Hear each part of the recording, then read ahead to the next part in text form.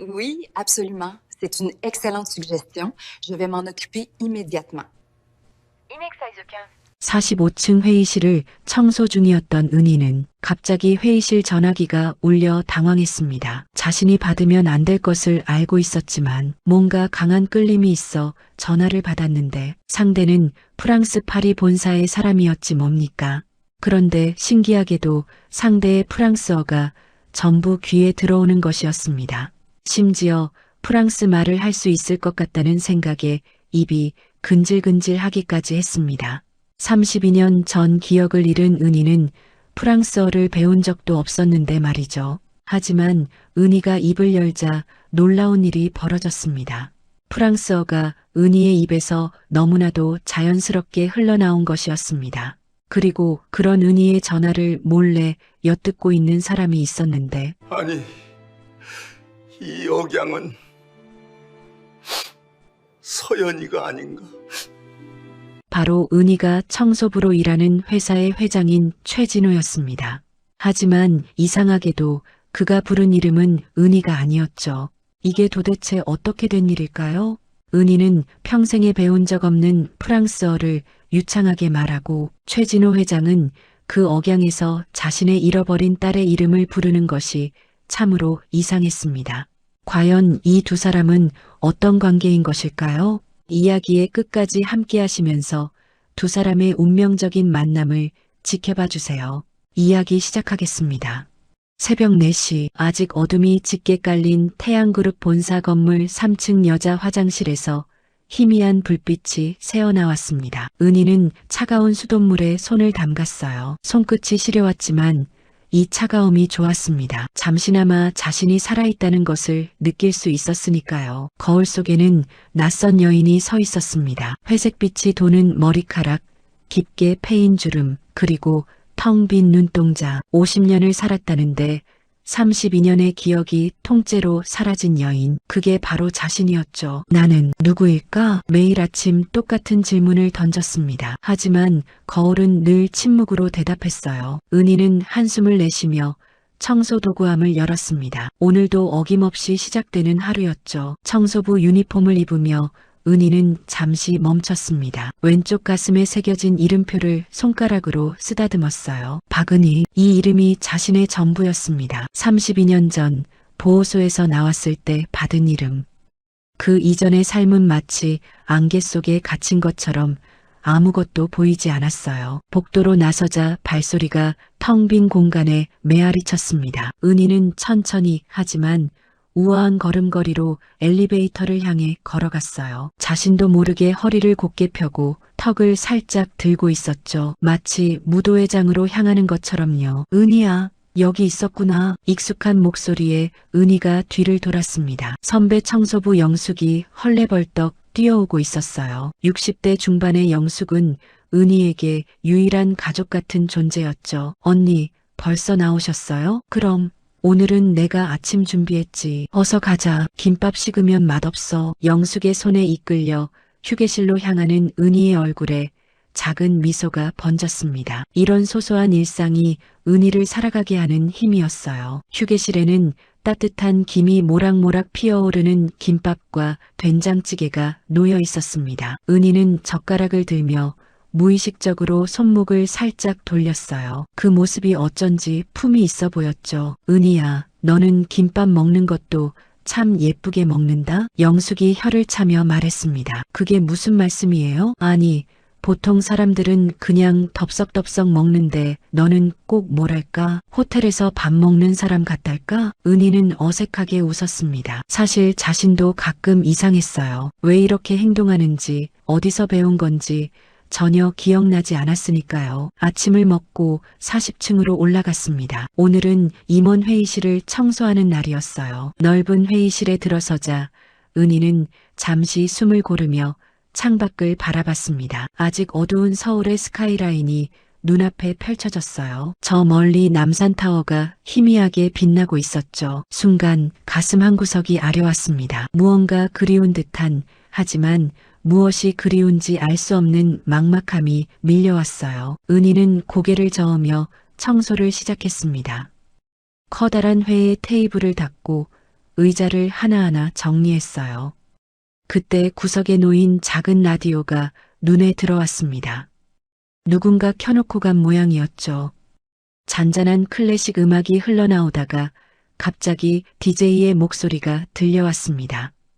새벽에 듣는 추억의 샹송입니다. 에디트 피아프의 La Vie en Rose. 장밋빛 인생이죠. 순간 은희의 손이 멈췄습니다. 피아노 선율이 시작되고 이어서 에디트 피아프의 독특한 목소리가 흘러나왔어요. 은희는 자신도 모르게 입을 열었습니다. Quand il me prend dans ses bras. 프랑스어가 자연스럽게 흘러나왔어요. 정확한 발음으로 마치 프랑스인처럼 유창하게. 은희는 깜짝 놀라 입을 다물었습니다. 심장이 미친 듯이 뛰기 시작했어요. 내가 지금 뭘 한 거지? 손에 들고 있던 걸레가 바닥으로 떨어졌습니다. 은희는 떨리는 손으로 입을 가렸어요. 프랑스어라니. 자신이 프랑스어를 할 줄 안다니. 이게 무슨 일이란 말인가요? 머릿속이 하얗게 변했습니다. 무언가가 꿈틀거리며 올라오려 했지만 보이지 않는 벽에 막혀 다시 가라앉았어요. 은희는 비틀거리며 의자에 주저앉았습니다. 그때였습니다. 누구요? 낮고 위험 있는 목소리가 회의실에 울려 퍼졌어요. 은희가 화들짝 놀라 고개를 들자 문가에 한 노인이 서 있었습니다. 최진호 회장이었어요. 76세의 나이에도 꼿꼿한 자세, 날카로운 눈빛, 태양그룹을 일으킨 전설적인 인물이 바로 눈앞에 서 있었죠. 은희는 황급히 일어나 고개를 숙였습니다. 죄송합니다. 청소부 박은희입니다. 라디오 소리가 너무 컸나요? 바로 끄겠습니다.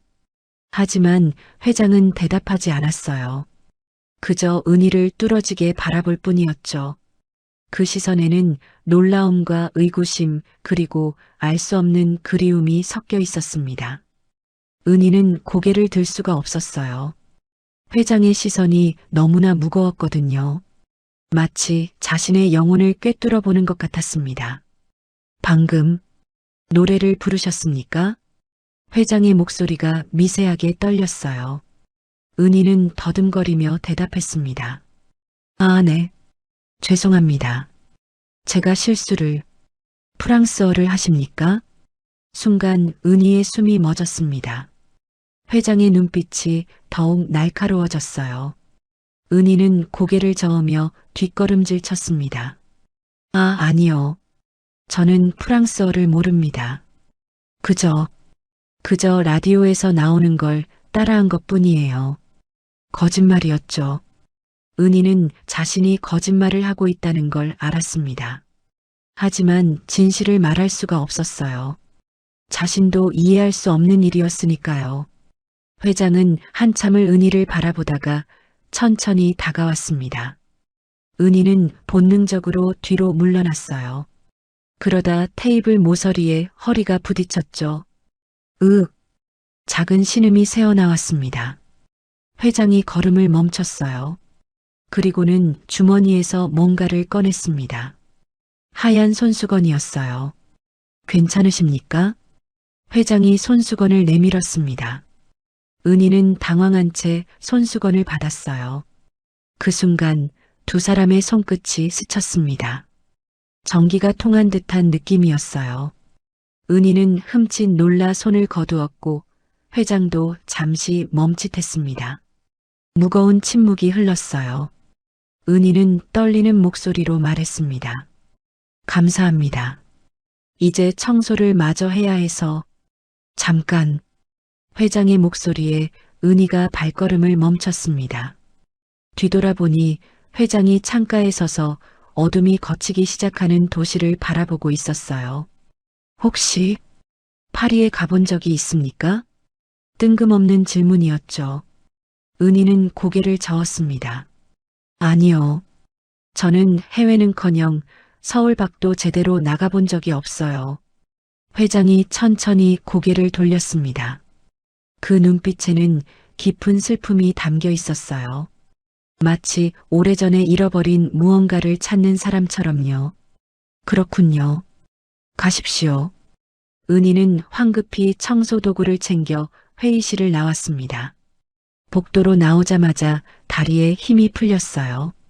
벽에 기대어 가쁜 숨을 몰아쉬었죠. 대체 무슨 일이 일어나고 있는 거야? 가슴이 여전히 미친 듯이 뛰고 있었습니다. 프랑스어, 회장의 이상한 질문, 그리고 손끝이 닿았을 때의 그 묘한 감정. 모든 게 혼란스러웠어요. 은희는 떨리는 다리를 이끌고 엘리베이터로 향했습니다. 그때 회의실 안에서 회장의 목소리가 희미하게 들려왔어요. 서연아. 은희의 발걸음이 멈췄습니다. 서연? 그게 누구지? 왜 그 이름을 듣는 순간 가슴 한구석이 아려오는 걸까요? 하지만 은희는 고개를 저으며 다시 걸음을 옮겼습니다. 자신과는 상관없는 일이라고 그렇게 스스로에게 말했어요. 하지만 그날 이후 은희의 삶은 완전히 달라지게 됩니다. 매일 밤 꿈속에서 들려오는 목소리가 더욱 선명해졌어요. 서연아, 서연아. 누군가 절박하게 자신을 부르는 소리. 그리고 폭발음, 비명, 연기. 꿈에서 깨어날 때마다 은희는 온몸이 땀으로 흠뻑 젖어 있었죠. 며칠 뒤 은희는 다시 40층 회의실을 청소하게 되었습니다. 이번에는 일부러 라디오를 켜지 않았어요. 조용히 묵묵히 청소만 했죠. 하지만 운명은 그녀를 가만두지 않았습니다. 또 만났군요. 은희가 깜짝 놀라 돌아보니 회장이 서 있었어요. 이번에는 비서도 없이 혼자였죠. 은희는 조심스럽게 인사했습니다. 안녕하세요, 회장님. 회장은 은희에게 다가와 탁자 위에 무언가를 놓았습니다. 작은 사진이었어요. 은희는 무심코 사진을 들여다봤다가 숨이 멎을 뻔했습니다. 사진 속에는 행복하게 웃고 있는 한 가족이 있었어요. 젊은 시절의 회장과 우아한 부인, 그리고 이 아이가 제 딸입니다. 32년 전 파리에서 실종됐죠. 은희는 사진 속 소녀를 뚫어지게 바라봤습니다. 왜일까요? 왜 이 아이의 얼굴이 이렇게 낯익은 걸까요? 마치 거울을 보는 것 같은 이 느낌은 뭐란 말입니까? 서연이라고 합니다. 당시 18살이었어요. 서연. 또 그 이름이었습니다. 은희의 손이 미세하게 떨렸어요. 회장이 조용히 말을 이었습니다. 파리 유학 중에 테러를 당했습니다. 시신도 찾지 못했어요. 그저 사라졌죠.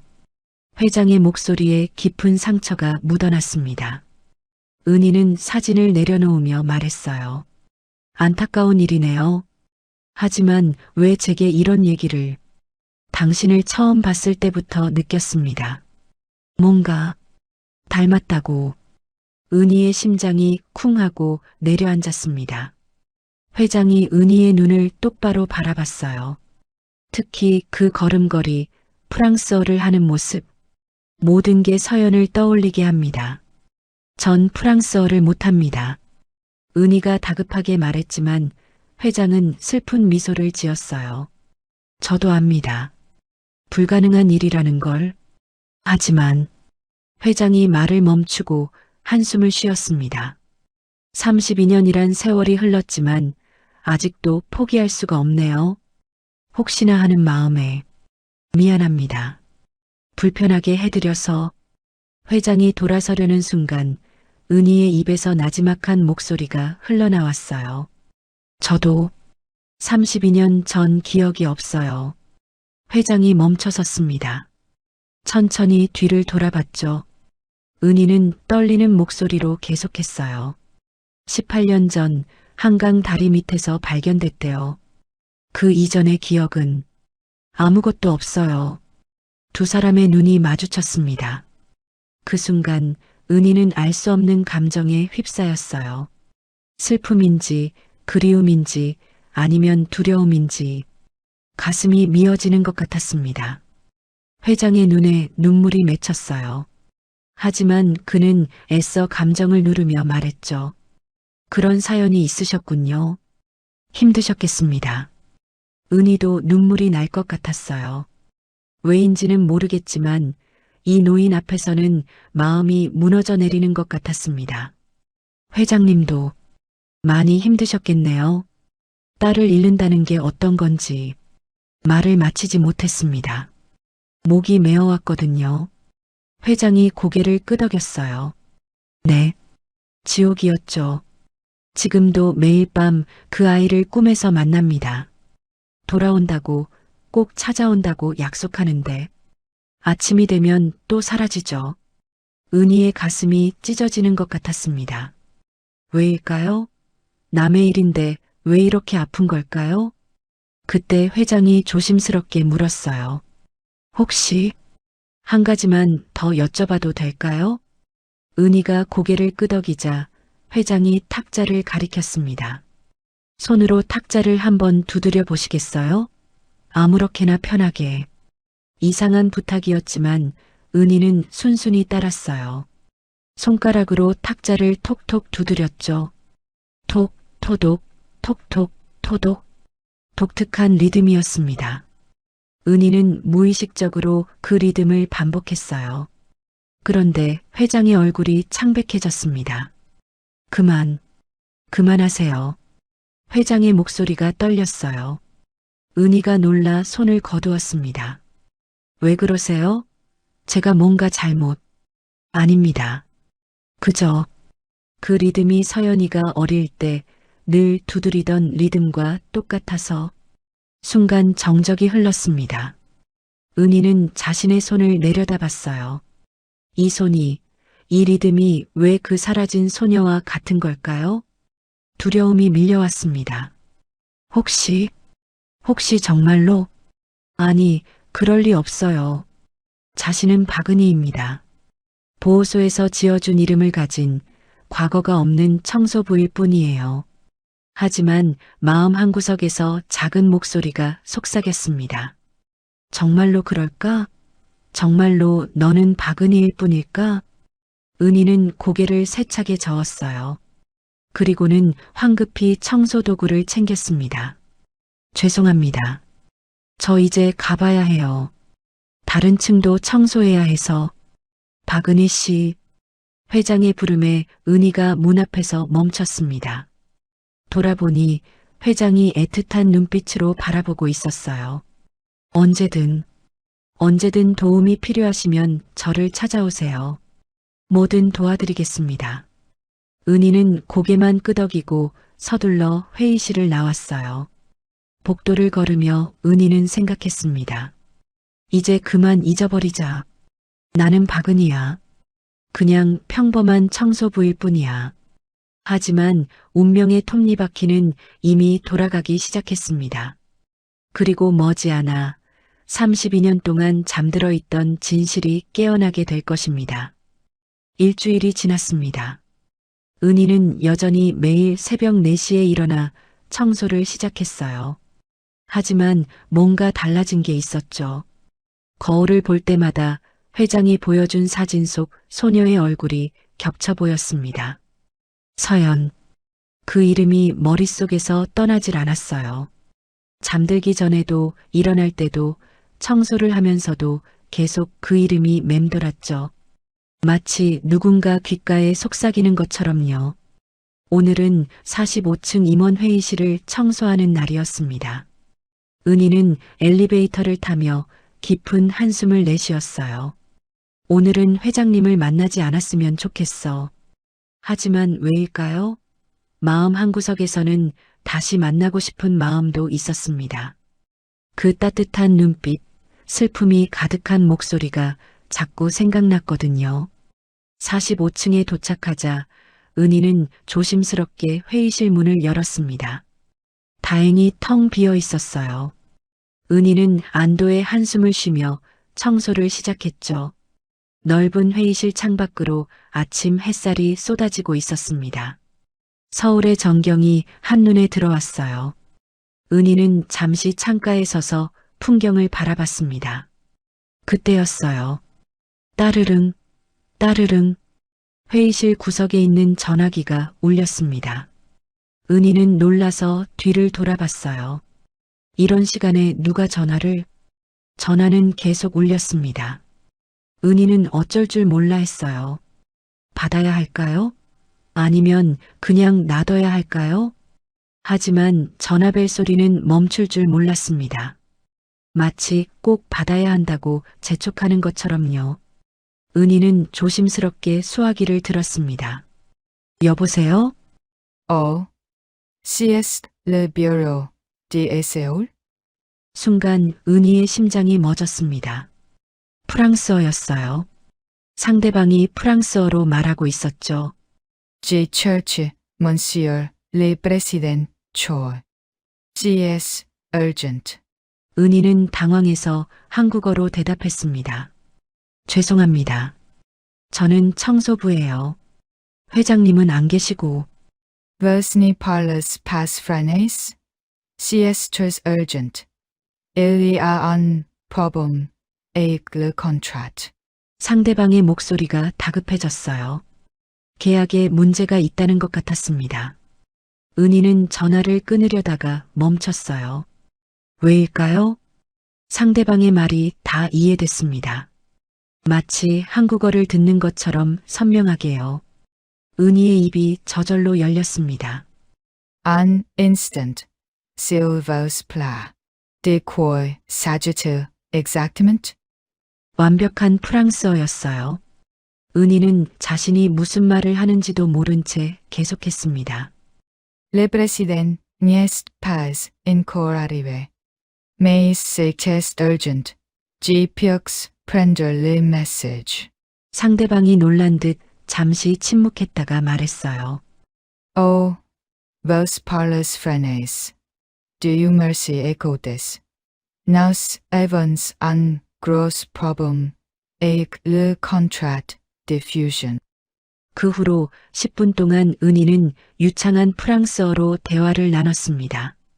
복잡한 비즈니스 용어들도 막힘없이 이해하고 대답했어요. 마치 평생 이 일을 해온 사람처럼요.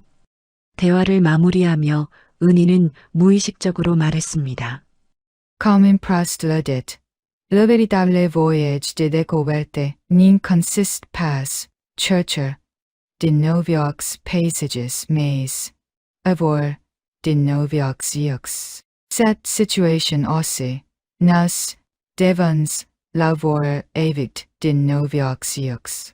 프루스트의 잃어버린 시간을 찾아서의 한 구절이었죠.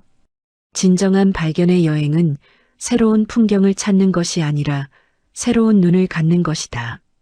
전화를 끊고 나서야 은희는 자신이 한 일을 깨달았습니다.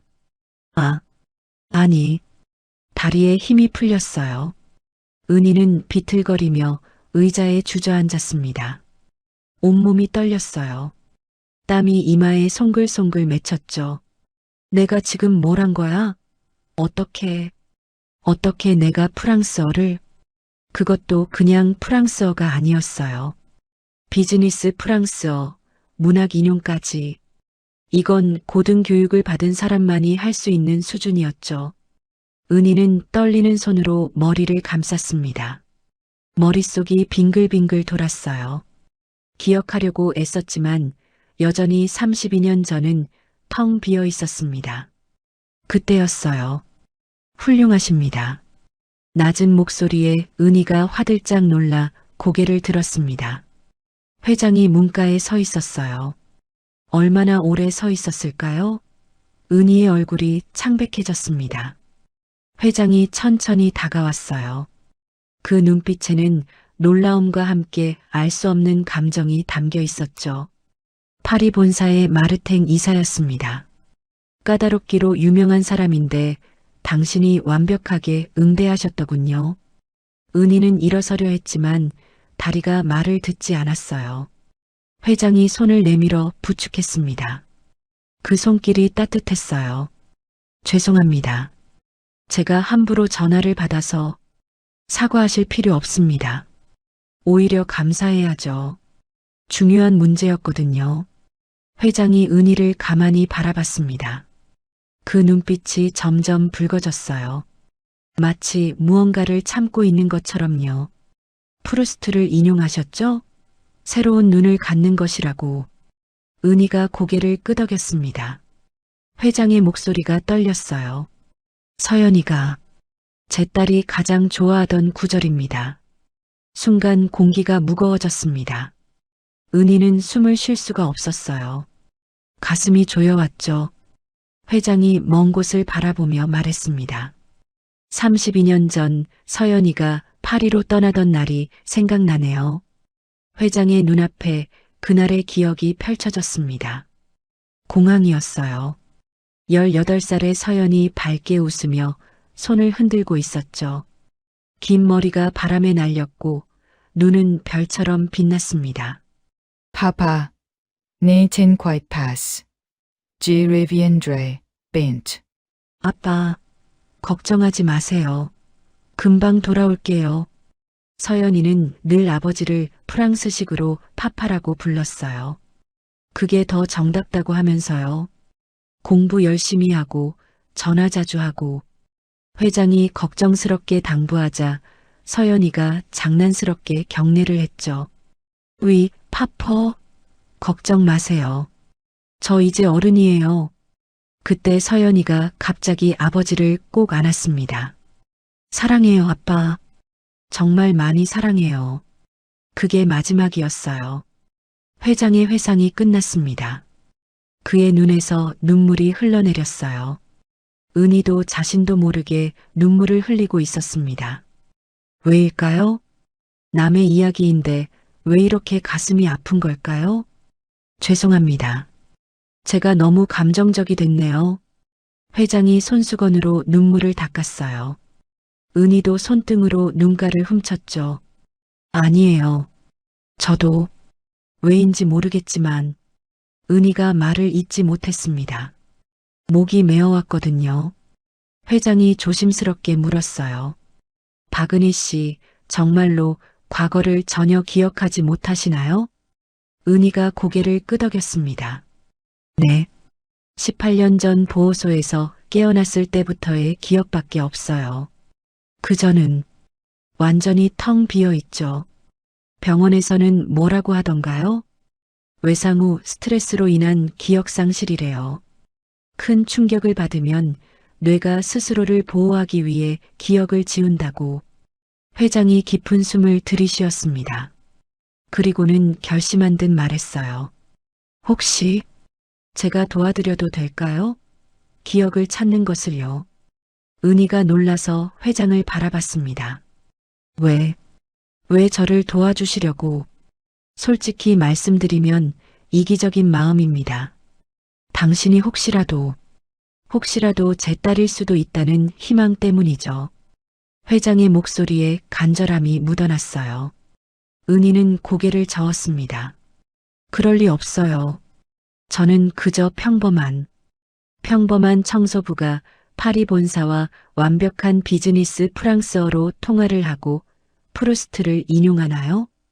은희가 입을 다물었습니다. 회장이 계속했어요. 그리고 그 손가락 리듬, 걸음걸이, 말투, 모든 게 서연이를 떠올리게 합니다. 은희의 눈에서 또다시 눈물이 흘렀어요. 두려웠습니다. 진실이 밝혀지는 게 무서웠죠. 만약 자신이 정말 서연이라면? 그럼 왜 32년 동안 가족을 잊고 살았을까요? 왜 이렇게 비참한 삶을 살아야 했을까요? 무서워요. 은희가 작은 목소리로 말했습니다. 기억이 돌아오는 게, 진실을 아는 게 무서워요. 회장이 은희의 손을 부드럽게 잡았어요. 그 손이 따뜻하고 든든했습니다. 괜찮습니다. 천천히 해도 돼요. 제가 옆에 있을게요. 은희는 회장의 눈을 바라봤습니다. 그 눈에 담긴 진심이 느껴졌어요. 마치 정말로 아버지의 눈빛 같았죠. 그 순간 은희의 머릿속에서 무언가가 번쩍했습니다. 파퍼, 작은 속삭임이 새어나왔어요. 회장의 눈이 크게 떠졌습니다. 방금, 뭐라고? 은희도 놀라서 입을 막았어요. 자신이 무슨 말을 한 건지 알 수 없었죠. 그저 입에서 저절로 나온 말이었습니다. 죄송해요. 저도 모르게. 은희가 황급히 일어섰습니다. 더 이상 여기 있을 수 없었어요. 뭔가 무너져 내리는 것 같았거든요. 저 가봐야 해요. 박은희 씨, 회장이 불렀지만 은희는 뛰듯이 회의실을 나갔습니다. 복도를 달려 화장실로 들어갔어요. 세면대를 붙잡고 거친 숨을 몰아쉬었습니다. 거울 속에 자신이 낯설어 보였어요. 아니, 어쩌면 처음으로 진짜 자신을 보고 있는 건지도 몰랐죠. 나는 누구야? 박은희야? 아니면 거울 속의 여인이 대답 없이 그녀를 바라봤습니다. 눈에는 눈물이 가득했고 얼굴은 창백했어요. 은희는 떨리는 손으로 수도꼭지를 틀었습니다. 찬물을 얼굴에 끼얹었어요. 하지만 혼란스러운 마음은 가라앉지 않았죠. 그때 핸드폰이 울렸습니다. 양할머니였어요. 은희야, 어디니? 왜 이렇게 늦어? 할머니의 목소리를 듣자 조금 안정이 됐습니다. 은희는 심호흡을 하고 대답했어요. 죄송해요, 할머니. 곧 갈게요. 그래, 조심해서 와. 국 끓여놨으니까 와서 먹어. 전화를 끊고 은희는 거울을 마지막으로 한 번 봤습니다. 일단은 박은희로 살자. 그게 더 안전해. 하지만 마음속 깊은 곳에서는 알고 있었어요. 이미 판도라의 상자가 열렸다는 걸. 이제 진실을 피할 수 없다는 걸요. 은희가 화장실을 나왔을 때 복도 끝에서 회장이 기다리고 있었습니다. 놀라게 해서 죄송합니다. 그저 혹시라도 기억이 돌아올까 싶어서. 회장이 미안한 듯 말했. 은희는 작게 고개를 숙였습니다. 괜찮아요. 저도 알고 싶어요. 제가 누구인지. 두 사람은 잠시 말없이 서 있었습니다. 아침 햇살이 복도 창문으로 쏟아져 들어왔어요. 그 빛 속에서 은희는 생각했습니다. 어쩌면 정말로 집으로 돌아갈 수 있을지도 몰라. 32년. 너무나 긴 시간이었지만 아직 늦지 않았을지도 모릅니다. 은희는 회장을 바라보며 작게 미소 지었어요. 그 미소에는 두려움과 함께 희망도 담겨 있었죠. 도와주세요. 제 기억을, 제 과거를 찾을 수 있게. 회장의 눈에 눈물이 맺혔습니다. 그는 고개를 끄덕였어요. 그럼요. 꼭 찾아드릴게요. 약속합니다. 그렇게 두 사람의 여정이 시작되었습니다. 잃어버린 32년의 시간을 찾아가는 길고도 아픈 여정이요. 또 그 꿈이었습니다. 파리의 어느 카페. 따뜻한 햇살이 창문으로 쏟아져 들어왔어요. 누군가 은희의 손을 잡고 있었습니다. 얼굴은 보이지 않았지만 그 손길은 따뜻했죠. GTAI미 마 CHRI. 사랑해, 내 사랑. 남자의 목소리였어요. 부드럽고 다정한 목소리. 은희는 행복했습니다. 마치 세상의 모든 행복을 다 가진 것 같았어요. 그때였습니다. 쾅! 귀를 찢는 듯한 폭발음이 들렸어요. 카페의 유리창이 산산조각 났습니다. 비명 소리가 사방에서 터져 나왔죠. 서연아, 서연아. 누군가 필사적으로 자신을 부르고 있었어요. 연기 속에서 흐릿한 형체가 다가왔습니다. 도망쳐, 빨리. 그리고 또다시 폭발음. 세상이 빨갛게 물들었어요. 뜨거운 열기가 온몸을 덮쳤죠. 안 돼. 은희는 비명을 지르며 잠에서 깨어났습니다. 온몸이 땀으로 흠뻑 젖어 있었어요. 가슴이 미친 듯이 뛰었죠. 새벽 3시. 은희는 떨리는 손으로 물을 마셨습니다. 벌써 일주일째 같은 꿈이었어요. 프랑스어 전화 사건 이후로 악몽은 더욱 생생해졌죠. 이게 정말 내 기억일까? 은희는 젖은 이마를 닦으며 창밖을 바라봤습니다. 어두운 하늘에 별이 몇 개 반짝이고 있었어요. 꿈속의 남자는 누구였을까요? 왜 그는 자신을 사랑한다고 했을까요? 그리고 그 폭발은 은희는 고개를 저었습니다. 생각하면 할수록 머리만 아팠어요. 한편 같은 시각 태양그룹 회장 저택에서는 진호가 잠을 이루지 못하고 있었습니다. 책상 위에는 은희의 사진이 놓여 있었어요. 청소하는 모습을 몰래 찍은 것이었죠. 진호는 그 사진 옆에 32년 전 서연의 사진을 나란히 놓고 비교했습니다. 닮았어. 너무 닮았어. 나이는 들었지만 눈매와 입술 모양, 얼굴형이 놀라울 정도로 비슷했어요. 진호는 서랍에서 작은 봉투를 꺼냈습니다. 며칠 전 은희가 사용한 종이컵에서 채취한 DNA 샘플이었죠. 미안하다, 은희 씨. 하지만 확인해야만 해. 내일이면 결과가 나올 예정이었습니다. 진호의 손이 미세하게 떨렸어요. 희망과 두려움이 동시에 밀려왔죠. 만약 정말로 서연이라면? 32년 만에 딸을 되찾는다면? 하지만 또 다른 두려움도 있었어요. 왜 서연이 기억을 잃었을까? 그 32년 동안 무슨 일을 겪은 걸까? 그때 노크 소리가 들렸습니다. 아버지, 주무세요? 하은이었어요. 진호는 급히 사진들을 서랍에 넣었습니다. 들어오너라. 하은이 조심스럽게 들어왔어요. 실크 파자마를 입은 그녀의 얼굴에는 걱정이 가득했죠. 이렇게 늦게까지 안 주무시고 또 서연 언니 생각하세요? 하은은 진호 옆에 앉으며 물었습니다. 진호가 고개를 끄덕였어요. 요즘 이상한 일이 있어서 말이다. 이상한 일이요? 하은의 눈빛이 날카로워졌습니다. 하지만 금세 평온한 표정으로 바꿨죠. 진호는 잠시 망설이다가 말했어요. 청소부 중에 은희라는 여자가 있는데 묘하게 서연이를 닮았어. 순간 하은의 손이 경직됐습니다. 하지만 진호는 눈치채지 못했어요. 그냥 닮은 정도가 아니야. 프랑스어도 완벽하게 하고 서연이가 좋아하던 프루스트도 알고. 아버지. 하은이 진호의 손을 잡았습니다. 그 손이 차가웠어요. 32년이나 지났어요. 언니는 이제 없어요. 하지만 제가 있잖아요. 32년 동안 아버지 곁에서 딸 노릇한 제가요. 하은의 목소리에 서운함이 묻어났습니다. 진호가 미안한 듯 하은의 머리를 쓰다듬었어요. 그래, 내가 있지. 미안하다. 또 옛날 생각을 했구나. 하은이 억지로 미소를 지었습니다. 내일 병원 검진 있으신 거 잊지 마세요. 제가 모시고 갈게요. 그래, 알았다.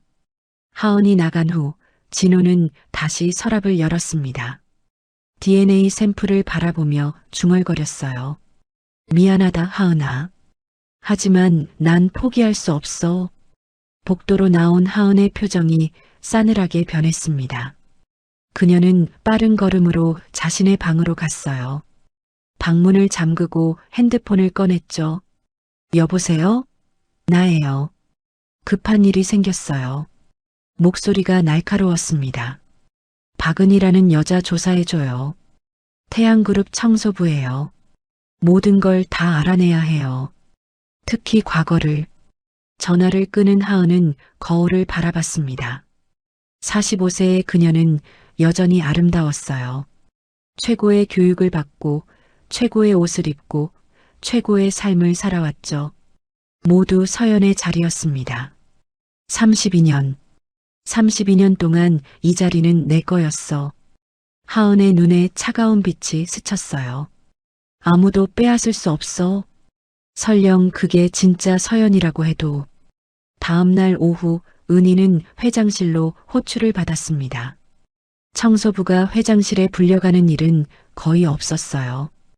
은희는 떨리는 마음으로 엘리베이터를 탔죠. 혹시 해고되는 건 아닐까? 별의별 생각이 다 들었습니다. 회장실 앞에 도착하자 비서가 안내했어요. 들어가세요. 회장님이 기다리고 계십니다. 은희가 조심스럽게 문을 열고 들어갔습니다. 넓은 회장실 한쪽에는 그랜드 피아노가 놓여 있었어요. 진호가 피아노 앞에 앉아 있었죠. 오셨습니까? 앉으세요. 진호의 목소리는 부드러웠어요. 은희는 긴장한 채 소파에 앉았습니다. 혹시 제가 무슨 잘못이라도... 아닙니다. 그저 차 한잔하면서 이야기를 나누고 싶어서요. 진호가 미소 지었어요. 비서가 차를 가져왔죠. 은희는 찻잔을 들었다가 다시 내려놨습니다. 손이 떨려서 차를 마실 수가 없었어요. 진호가 물었습니다. 혹시 피아노 치실 줄 아세요? 뜬금없는 질문이었죠. 은희는 고개를 저었어요. 아니요. 피아노는 한 번도. 그럼 한번 앉아보시겠어요? 그냥 건반을 한번 눌러보세요. 이상한 부탁이었지만 은희는 순순히 피아노 앞에 앉았습니다. 하얀 건반과 검은 건반이 가지런히 놓여 있었어요. 은희는 조심스럽게 손을 올렸죠. 그 순간 이상한 일이 일어났습니다. 손가락이 저절로 움직이기 시작했어요. 도레미파솔라시도, 그리고 이어서 흘러나온 선율. 쇼팽의 녹턴이었습니다. 은희는 놀라서 손을 걷었어요. 심장이 터질 것 같았죠. 어떻게 내가... 진호의 눈에 눈물이 맺혔습니다. 그 곡은 서연이가 가장 좋아하던 곡이에요. 은희는 피아노를 내려다봤어요. 자신의 손이 낯설게 느껴졌죠. 이 손이 정말 자신의 손일까요? 저는 피아노를 배운 적이 없어요. 정말로요. 목소리가 떨렸습니다. 진호가 천천히 다가와 은희 옆에 앉았어요. 은희 씨, 제가 하나 더 부탁드려도 될까요? 은희가 고개를 끄덕이자 진호가 탁자를 가리켰습니다. 탁자를 한번 두드려 주세요. 그때처럼요. 은희는 망설이다가 손가락으로 탁자를 두드렸어요. 톡, 토독, 톡톡, 토독 같은 리듬이었습니다. 진호가 미소를 지으며 같이 두드렸어요. 톡, 토독, 톡톡, 토독. 이 리듬은 베토벤 5번 교향곡 운명의 첫 소절이에요. 서연이는 어릴 때부터 이 리듬을 좋아했죠. 밥 먹을 때도 공부할 때도 늘 이렇게 두드렸어요. 은희의 눈에서 눈물이 흘렀습니다. 왜일까요? 왜 이 모든 게 이렇게 자연스러운 걸까요? 회장님, 제가 조사를 좀 했습니다. 은희 씨가 발견된 시기가 32년 전이더군요. 서연이가 실종된 시기와 정확히 일치해요. 은희가 숨을 들이켰습니다. 진호가 계속했어요. 그리고 발견된 장소가 한강 다리 밑이라고 하셨죠? 거기서 프랑스 대사관까지는 불과 2km예요. 퍼즐 조각이 하나씩 맞춰지고 있었습니다. 하지만 가장 중요한 조각은 여전히 없었죠. 기억이라는 조각이요. 은희가 물었어요. 그럼 제가 정말로... 그때 회장실 문이 벌컥 열렸습니다. 하은이 들어왔어요. 얼굴이 창백했죠. 아버지, 대체 무슨 일이세요? 청소부를 회장실에 부르시고. 하은의 눈이 피아노 앞에 앉은 은희를 향했습니다. 그 눈빛에 날카로운 저기가 스쳤어요. 손님이 계셨군요. 실례했습니다. 하은이 돌아서려는데 진호가 불렀어요. 하은아, 잠깐만. 진호가 일어서며 말했습니다. 은희 씨가 피아노를 쳤는데 서연이가 좋아하던 쇼팽의 녹턴을 쳤어. 하은의 입술이 떨렸어요. 하지만 금세 평정을 찾았죠. 그게 무슨 의미가 있나요? 우연의 일치겠죠. 우연이라고 하기엔. 아버지, 하은의 목소리가 높아졌습니다. 32년이에요. 32년. 언니는 죽었어요. 왜 자꾸 엉뚱한 사람한테서 언니를 찾으려고 하세요? 은희는 불편한 마음에 일어섰어요. 저 이만 가보겠습니다. 잠깐만요. 진호가 은희를 붙잡았습니다. 그리고 주머니에서 뭔가를 꺼냈어요. 작은 목걸이였습니다. 에펠탑 펜던트가 달린 은목걸이였죠. 이것 좀 보세요. 혹시 본 적 있으신가요? 은희가 목걸이를 받아들자 순간 머릿속에서 무언가가 번쩍했습니다. 생일 축하해, 서연아. 파리에 가서도 잘 지내라. 누군가의 목소리가 들렸어요. 따뜻하고 다정한 여자의 목소리. 엄마. 은희의 입에서 작은 속삭임이 새어나왔습니다. 진호와 하은이 동시에 은희를 바라봤어요. 은희는 목걸이를 꽉 쥐고 있었죠. 눈에서는 눈물이 하염없이 흘렀습니다. 엄마가 주신 거예요. 파리 가기 전에. 그 순간 은희의 다리에 힘이 풀렸어요. 진호가 재빨리 은희를 붙잡았습니다. 은희 씨, 괜찮으세요? 은희는 대답하지 못했어요. 머릿속이 빙글빙글 돌았죠. 수많은 이미지가 파편처럼 스쳐 지나갔습니다. 생일 케이크, 웃는 얼굴들, 공항, 비행기, 파리의 거리, 그리고 다시 폭발음과 비명소리. 안 돼, 안 돼. 은희가 머리를 감싸며 신음했어요. 진호가 다급하게 물을 가져왔죠. 하은은 그 모습을 차갑게 바라보고 있었습니다. 연기일 거야. 분명히 연기일 거야. 하지만 은희의 고통은 진짜였어요.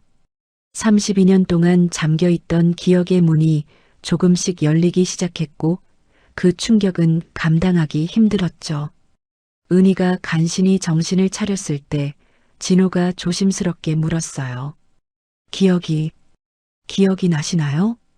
은희는 고개를 저었습니다. 조금씩, 아주 조금씩 떠오르는데 금방 사라져요. 마치 물을 손으로 움켜쥐려는 것처럼. 진호가 은희의 손을 잡았어요. 천천히 해도 됩니다. 서두르지 마세요. 그때 은희의 핸드폰이 울렸습니다. 양할머니였어요. 여보세요?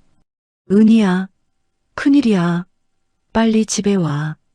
할머니의 다급한 목소리에 은희가 놀랐어요. 무슨 일이세요? 경찰이 와서 너를 찾고 있어. 무슨 횡령이니 뭐니 하면서. 은희의 얼굴이 새하얗게 변했습니다. 횡령이라니? 그게 무슨 소리죠? 은희는 떨리는 목소리로 말했어요. 저 가봐야 해요. 진호가 걱정스럽게 물었습니다. 무슨 일이십니까? 잘 모르겠어요. 할머니가 경찰이 저를 찾는다고. 하은의 입가에 희미한 미소가 스쳤습니다. 하지만 아무도 눈치채지 못했어요. 운명의 톱니바퀴가 점점 빠르게 돌아가기 시작했습니다. 진실과 거짓, 과거와 현재가 뒤엉키며 은희를 더 큰 혼란 속으로 밀어넣고 있었죠. 32년 전의 비밀은 과연 무엇일까요? 그리고 은희는 정말로 사라진 서연일까요? 모든 답은 아직 안개 속에 가려져 있었습니다. 인천공항. 진호는 파리행 비행기를 기다리며 핸드폰을 확인했습니다. 병원에서 온 메시지가 있었어요. DNA 검사 결과 친자 확률 99.9%. 손이 떨렸습니다. 32년 만이었어요. 32년 만에 딸을 찾은 것입니다. 진호의 눈에서 눈물이 흘렀어요. 주변 사람들이 이상하게 쳐다봤지만 상관없었죠. 서연아, 우리 서연이가 살아있었구나. 하지만 기쁨도 잠시, 걱정이 밀려왔습니다. 은희가 다급하게 나간 모습이 계속 떠올랐거든요. 경찰이 찾는다고? 대체 무슨 일이지? 진호는 비서에게 전화했어요. 나다. 박은혜 씨에 대해 조사해봐. 무슨 일이 있는지. 그리고 비행기에 올랐습니다. 파리 지사의 중요한 계약건이 있어서 미룰 수 없었어요. 빨리 다녀와야겠어. 서연이가 은희가 날 기다리고 있을 테니까. 한편 은희는 경찰서에 있었습니다. 차가운 조사실의 형광등이 그녀를 비추고 있었어요. 맞은편에는 험악하게 생긴 형사 2명이 앉아 있었죠. 박은희 씨, 인정하시는 게 좋을 겁니다. 증거가 다 나왔어요. 형사가 서류를 탁자에 던졌습니다. 3억 원이 은희 명의의 계좌로 입금됐다가 사라진 기록이었어요. 은희는 믿을 수 없다는 표정으로 서류를 봤습니다. 이게 무슨 소리예요? 저는 이런 돈 본 적도 없어요. 본 적도 없다고요? 당신 명의 계좌잖아요.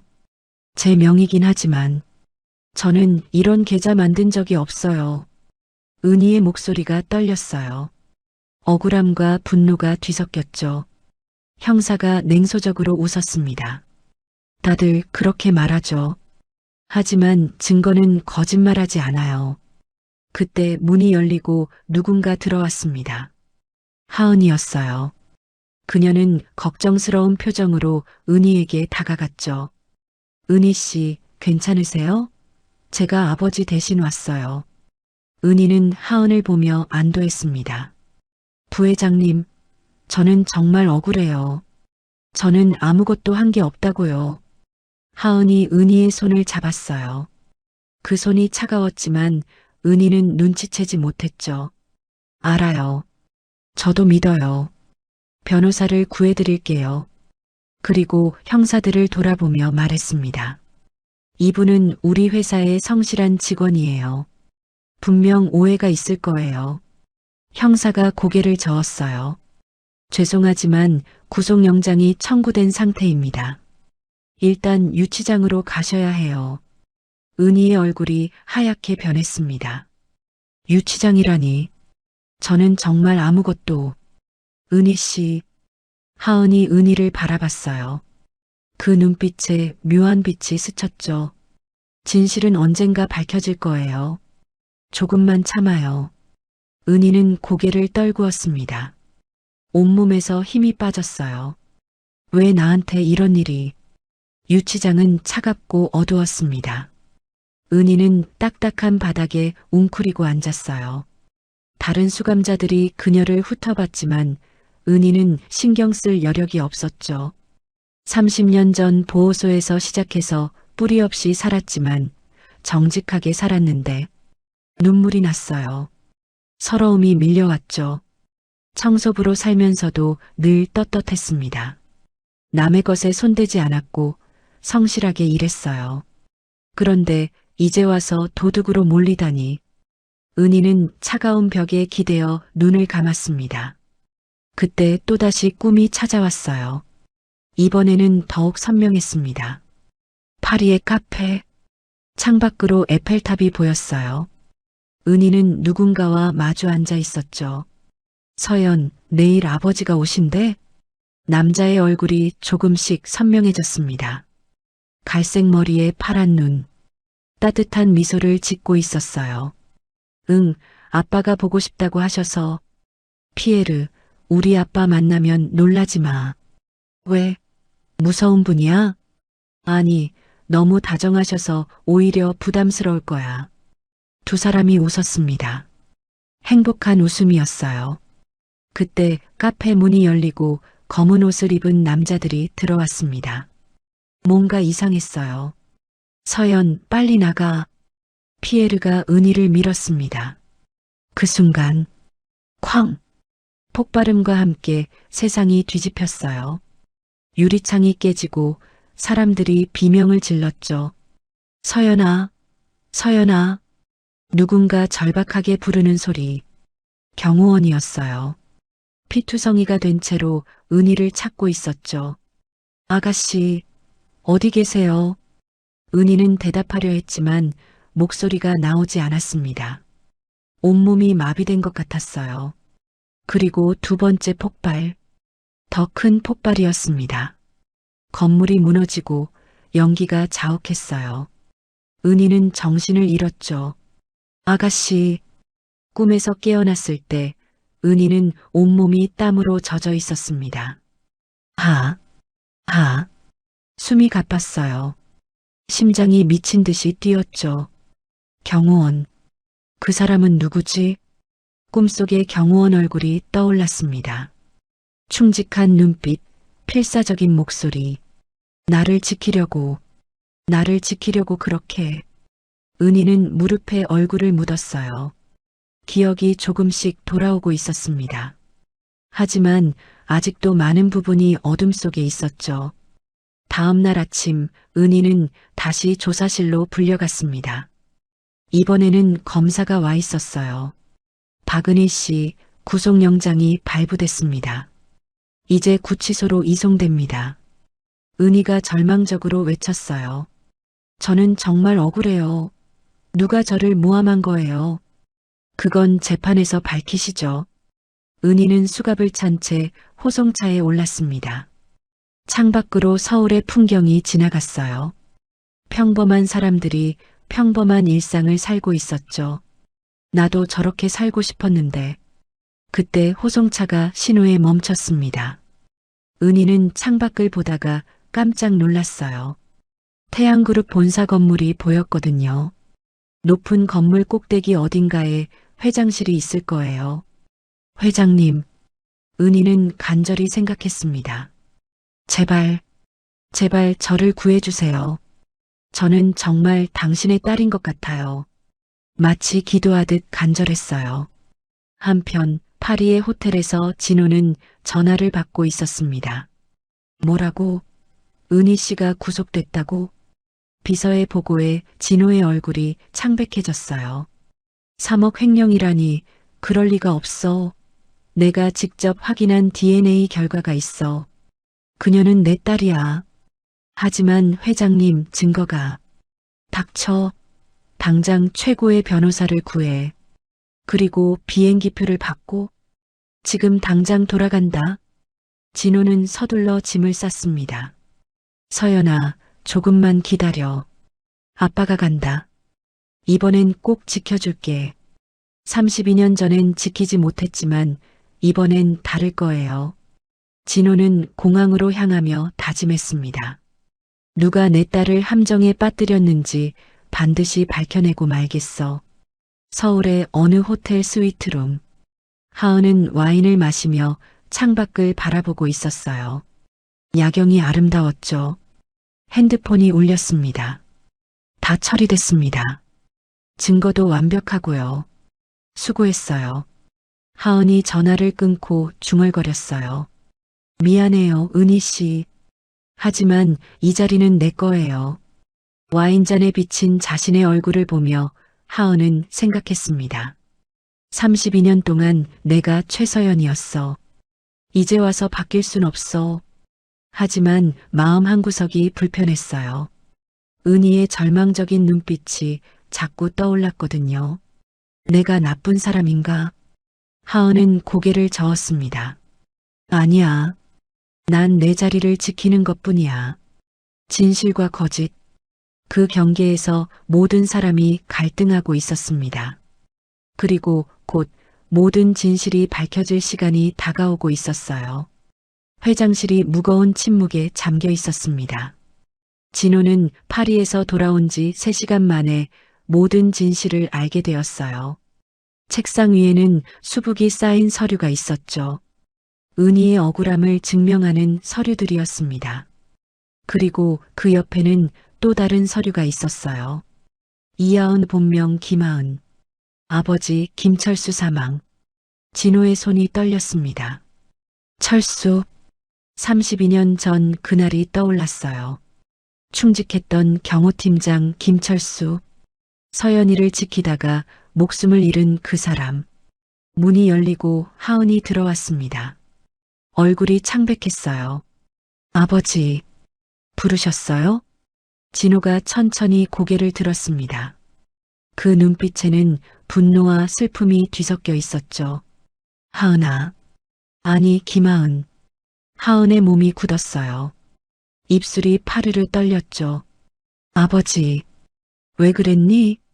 왜 은희를, 내 딸을 함정에 빠뜨렸니? 하은의 눈에서 눈물이 흘렀습니다. 더 이상 숨길 수 없었어요. 미안해요. 미안해요, 아버지. 하은은 무릎을 꿇었습니다. 온몸이 떨렸어요. 저는 너무 무서웠어요. 그리고 32년 전 이야기가 시작되었습니다. 하은이 13살이었을 때였어요. 어느 날 우체부가 편지를 전해줬죠. 아버지가 남긴 유서였습니다. 하은아, 아빠가 지켜야 할 아가씨를 지키지 못했다. 이게 아빠의 유일한 속죄다. 너는 서연 아가씨 자리를 채워라. 최 회장님께 잘하고 좋은 딸이 되어라. 어린 하은은 이해할 수 없었어요. 왜 자신이 다른 사람의 자리를 채워야 하는지. 회장님이 절 데려가셨어요. 넌 이제 내 딸이다라고 하셨죠.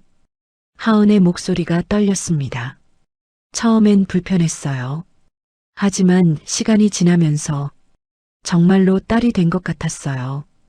최고의 교육, 따뜻한 사랑, 모든 것을 받았습니다. 하은은 행복했어요. 32년이에요, 아버지. 32년 동안 전 최하은이었어요. 당신의 딸이었고 이 회사의 후계자였죠. 진호가 한숨을 쉬었습니다. 그래서 은희를 없애려 한 거니? 하은이 고개를 끄덕였어요. 은희 씨를 처음 봤을 때부터 알았어요. 그 사람이 진짜라는 걸. 그 걸음걸이, 말투, 모든 게 언니와 똑같았으니까요. 눈물이 볼을 타고 흘렀습니다. 전 모든 걸 잃고 싶지 않았어요. 아버지도, 이 자리도, 제 인생도요. 진호가 일어섰습니다. 천천히 하은에게 다가갔어요. 하은아, 내 아버지, 넌 내 딸이야. 피는 섞이지 않았지만 32년 동안 내 딸이었어. 하은이 놀란 눈으로 진호를 바라봤습니다. 하지만 진짜가 나타났잖아요. 진호가 하은의 어깨에 손을 올렸어요. 서연이를 되찾았다고 해서 너를 잃는 건 아니야. 난 이제 딸이 둘인 거지. 하은이 흐느꼈습니다. 정말이에요? 그래. 하지만 은희에게 한 일은 용서할 수 없어. 내가 직접 사과하고 모든 걸 바로 잡아야 해. 하은이 고개를 끄덕였어요. 네, 그럴게요. 다음 날 아침 구치소 면회실.